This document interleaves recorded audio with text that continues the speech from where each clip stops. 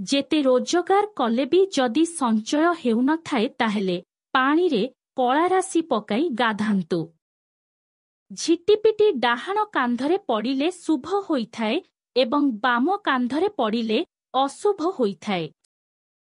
ଶନିବାର ଦିନ ଛୋଟା ବ୍ୟକ୍ତି ଏବଂ ରବିବାର ଦିନ ଅନ୍ଧ ବ୍ୟକ୍ତିଙ୍କୁ ଦାନ କଲେ ବହୁତ ମଙ୍ଗଳ ହୋଇଥାଏ।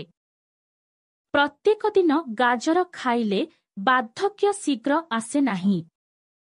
ଦୀପାବଳି, ଶିବରାତ୍ରି, ଜନ୍ମାଷ୍ଟମୀ ଓ ଦୋଳ ପୂର୍ଣ୍ଣିମା ରାତିରେ ଉଜାଗର ରହିଲେ ଭାଗ୍ୟ ଉଦୟ ହୁଏ। ଓଦା ଲୁଗା ପାଣି ଅନ୍ୟମାନଙ୍କ ଦେହରେ ପଡ଼ିଲେ ଅମଙ୍ଗଳ ହୋଇଥାଏ। ଅନ୍ଧାର ଘରେ କେବେ ବସନ୍ତୁ ନାହିଁ କିମ୍ବା ଭୋଜନ କରନ୍ତୁ ନାହିଁ। ଘରେ ସବୁବେଳେ ଖାଇବା ପାଇଁ ତିଆରି କରୁଥିବା ପ୍ରଥମ ରୁଟି ଗାଈକି ଖାଇବାକୁ ଦିଅନ୍ତୁ। ଏହାଦ୍ୱାରା ଘରେ ସୁଖ ସମୃଦ୍ଧି ବୃଦ୍ଧି ହୁଏ। ପ୍ଲାଷ୍ଟିକ ଜିନିଷ, ଷ୍ଟିଲ ଜିନିଷ ଓ ଝାଡୁ କେବେ କାହାକୁ ଦାନ ଦିଅନ୍ତୁ ନାହିଁ। ଦୀପର ମୁହଁ ଉତ୍ତର କିମ୍ବା ପୂର୍ବକୁ ରହିଲେ ମଙ୍ଗଳ ହୋଇଥାଏ। ମୁଗ, ଗହମ, ମାଣ୍ଡିଆ, ସୋରିଷ ଓ କଳା ରାଶି କପଡ଼ାରେ ବାନ୍ଧି ସବୁ ଘରେ ରଖିଲେ ଧନ କମେ ନାହିଁ। ଅରଖ ଗଛ ଘର ପାଖରେ ଥିଲେ ବହୁତ ଶୁଭ ହୋଇଥାଏ। ଅରଖ କେବେ କାଟନ୍ତୁ ନାହିଁ।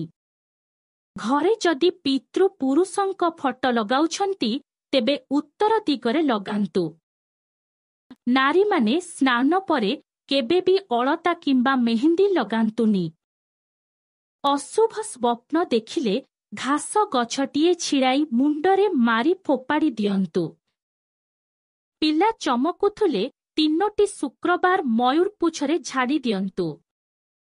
ଘରେ ଝାଡୁକୁ କେବେ ଠିଆ କରି ରଖନ୍ତୁ ନାହିଁ ଏବଂ ଝାଡୁରେ କେବେ ଗୋଡ଼ ମାରନ୍ତୁ ନାହିଁ।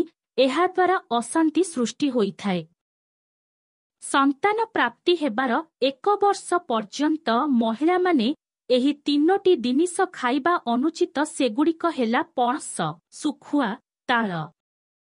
ଘରର ମୁଖ୍ୟଦ୍ୱାର ସମ୍ମୁଖରେ କେବେ ବି ଜୋତା ଚପଲ ଏଠି ସେଠି ପକାନ୍ତୁ ନାହିଁ କି ଓଲଟା ପକାନ୍ତୁ ନାହିଁ।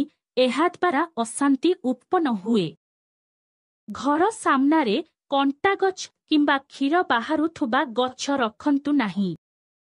ସୋରିଷ ତେଲରେ ସିନ୍ଦୁର ଗୋଳାଇ ଦୁଆର ମୁହଁରେ ଟିକାଟିଏ ଲଗାଇଲେ ଧନ ମାଡ଼େ। ବାହାରକୁ ଯିବା ସମୟରେ ଝିଟିପିଟି ଯଦି ଆଗରେ ପଡ଼େ କିମ୍ବା ଛିଙ୍କ ଆସେ ତାହେଲେ ଶୁଭ ହୋଇଥାଏ।